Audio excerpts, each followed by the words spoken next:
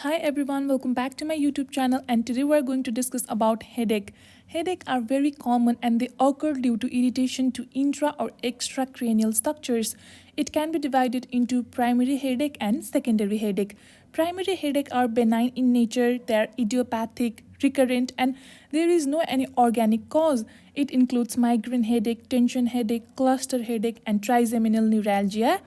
Secondary headache have organic causes like meningitis, encephalitis, post-traumatic headache, subarachnoid hemorrhage, brain tumors, temporal arteritis, increased intracranial pressure, referred pain from other structures, and medication overuse.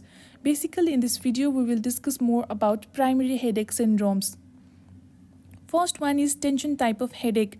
It is dull in nature and it's like having a band around our head, or the pressure of feeling of band around our head. It is more like generalized type of headache. It occurs more than 30 minutes and there is no any association with photophobia or aura. Investigations are rarely needed and treatment is reassurance. Physiotherapy, stress management, behavioral therapy. For acute attack, we can use analgesics and NSAIDs, paracetamol, and low dose of amitriptyline can be beneficial. Second is migraine headache. It appears in middle age and it occurs more in female rather than male. The exact cause is unknown, but there is increasing evidence that aura is due to the ion channel dysfunction. There is association with vasodilatation of extracranial vessels, irritation of trigeminal nerve, genetic correlation, and we have seen the influence of hormone in case of migraine also, in case of menstrual cycle. And estrogen containing pills exacerbate the migraine. Symptoms are unilateral, severe throbbing type of pain. It lasts from 4 hours to 72 hours and it is associated with photophobia, phonophobia. Some may have aura also and it is associated with nausea and vomiting. Management includes if there is any identifiable triggers, then we should avoid those identified triggers.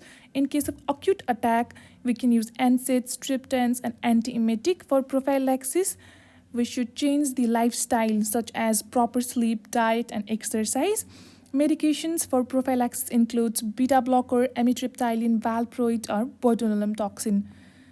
Third one is cluster headache. Cluster headache, also known as migrainous neuralgia, it occurs more in male. There is unilateral pain and it is repetitive in nature. The duration is about 15 minutes to 3 hours.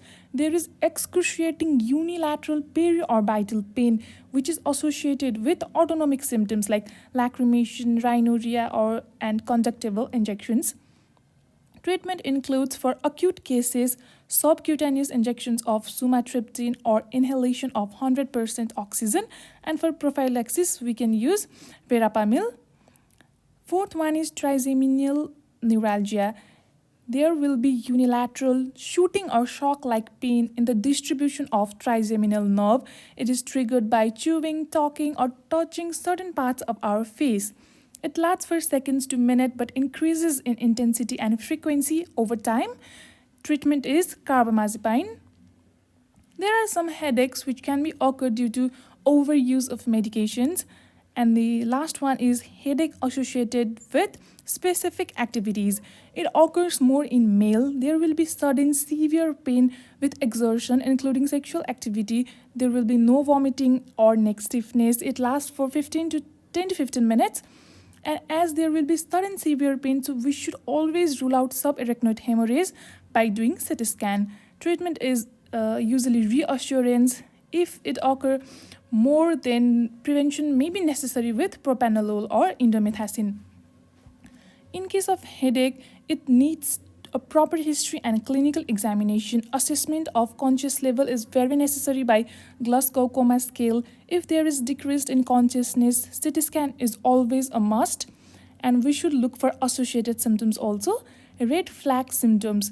If there is sudden severe type of headache, then it may be subarachnoid hemorrhage, meningitis, or pituitary apoplexy. If there is any focal neurological symptoms, then we should think of intracranial mass that can be vascular origin, neoplasm, or any infections. If there is new onset of headache, usually in the age group more than 60 years, then we should always think about temporal arteritis. If there is features of increased intracranial pressure, like if headache worsens on lying down or waking up, then we should think of intracranial mass lesion. And if there is constitutional symptoms like weight loss, pyrexia, rashes, meningism, then we should think of meningitis, encephalitis, neoplasm, and inflammation. And we should treat accordingly.